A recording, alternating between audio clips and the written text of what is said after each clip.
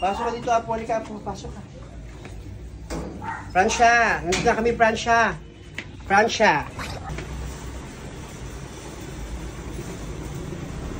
Ito pala yung bahay. Akala ko makaganda.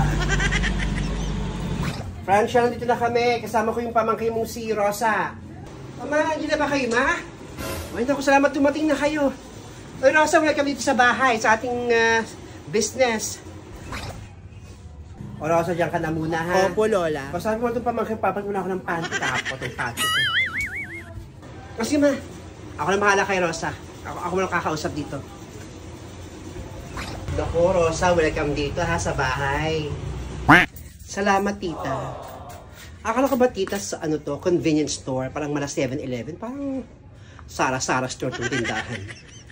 Hindi, kasi may plano si Kuya dito. Bukod, syempre, may plano si Kuya, papalaki niya itong tindahan natin. Gagawin niyang convenience store talaga. Yun ang future. Ay, yung future na plano ni Kuya Peter, ni Tito Peter mo. Oo. Ay, naku, tita, sana nga mangyari yung sinasabi mo. Napapagawa to ni Tito Peter. Kung may ugali itong batang. Ay, ano ba yung gamit? Mami na, pasok ko na. Pasok ko. Ay, hindi, tita. Ako na bahala sa gamit ko. Baka kasi mawala pa eh. Mahirap na. Basta pag mga gamit ko, yung hinahawak-hawakan. O sige, pag may kailangan ka, sabihan mo lang kami ni Lola mo, ha? Ilaw mo itong tindahan. Sige po, tita. Wala naman ako kakailanganin dito para yung mga tinda na bilang lang. Ano yung convenience store to? Sara-sara lang naman to. Nagyayabang pa doon ni Lola kay Mama. Ayan. Kaya ba na ako pag-aralin sa FEU Alabang? Please naman, parang... Ma. O bakit? Francia. Ano ba yung kinuha mong anak ni Emiliana? Mukhang magaspang ang ugali. Ako sabi sa akin ni Emiliana, mabait naman daw yung batang niya. Pinapakitaan ako ng hindi magandang pag-uugali, naiirita ako, ma. Mukhang hindi natin mapapakinabangan yung batang niya. Ang gigigil ako, nabutwisit ako, ma. Basta sinabi ko lang na pag-aaralin ko siya dun sa FEU Alabang. Siyempre, kunyari lang, yun siya siswerte.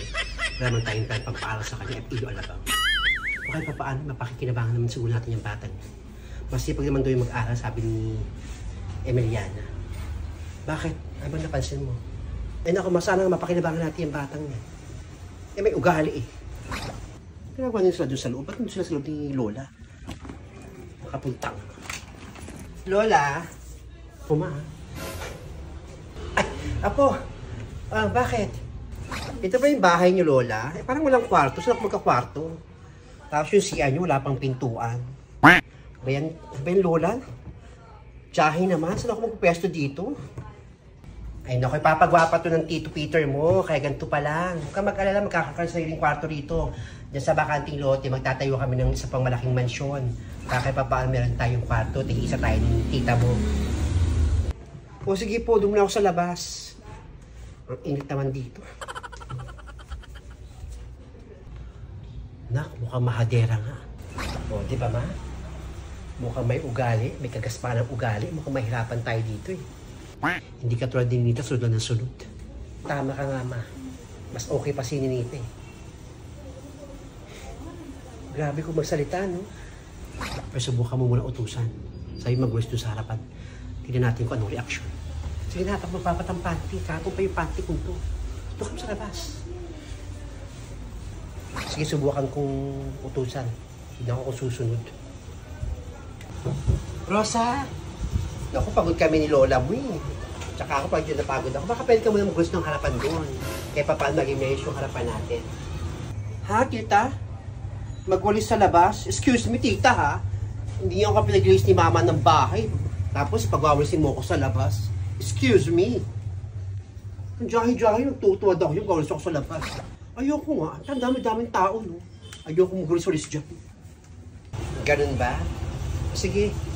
Ako na lang magwawalis. Sa bahay nga, doon pinag-release. Magwalis pa sa labas. Excuse me.